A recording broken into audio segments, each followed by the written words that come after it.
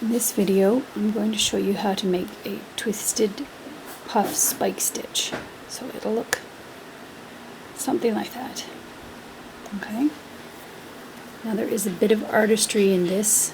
You may have to play with it a little bit to figure out exactly the exact placement of the spikes so that it looks the way you'd like. So I'm just going to move over a couple more stitches here. So I'm not kind of on a sloped piece, so it's not fairly flat. First thing you want to do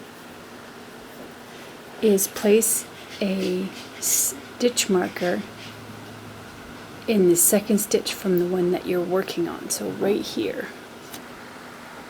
And the reason for that is because that stitch is your next stitch that you're going to work after the twisted spike puff, but it gets lost. So it's really easy to lose that stitch and then it messes up your counts later on. Okay, so to start, yarn over, go, so that's the one that we're working over. That's our stitch that we're working over. So you're going to go one or two rows down and a few 4 or 5 across. So we'll go about to there. Yarn over, so you put the hook in the stitch that you want. Yarn over, pull up a loop, and you're going to pull it up even with the row that you're working on. Okay?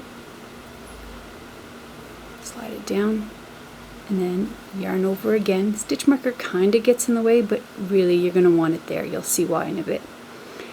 The next one is a couple of more rows down and closer to the way you're working on. So another 1 or 2 down, and another 1 or 2 over. So closer to that stitch that you're working over. Again, yarn over and pull up another loop. Okay. Now yarn over again and go pretty much straight down from that stitch you're working over. Okay, and however many rows you do, this is up to you. 3, 4, 4, 5, whatever. You can make it as tall or as short as you like. I'll show you examples of that over.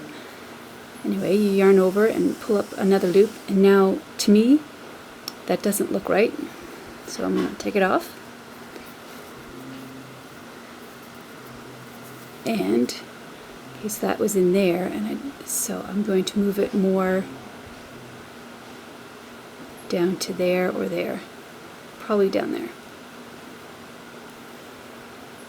So yarn over and pull up that loop. Try and keep your stitch marker out of it. Pull up your loop and yarn over again. Now you're going to go behind this stitch that you're working on. So you're going to go back up a row or 2 and insert your hook. Now these last 2 are going to start twisting. This is where the twist comes in.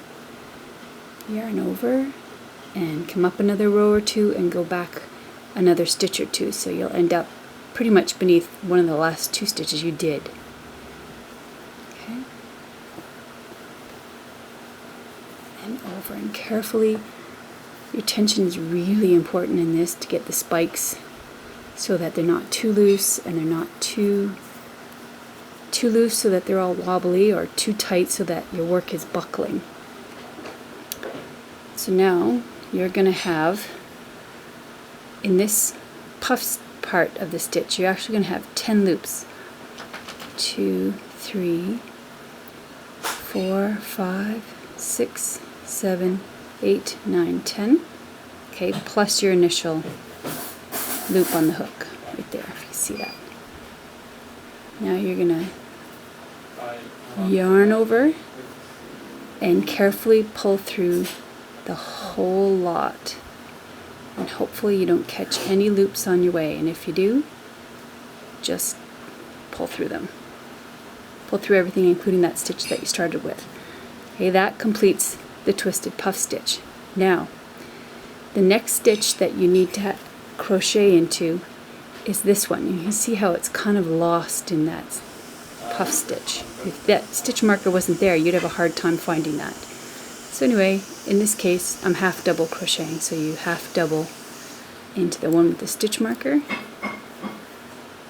You can pull that stitch marker out and continue on your way. So that's a twisted puff spike stitch. And I made a fairly small one there, but you can make them fairly large and tall. I made a rather tall one there. There's a couple of different ones, different sizes. Anyway, so there's a bit of artistry in that, a bit of, I don't want to call it guesswork, but you kind of go by what you would like it to look like. Okay, good luck.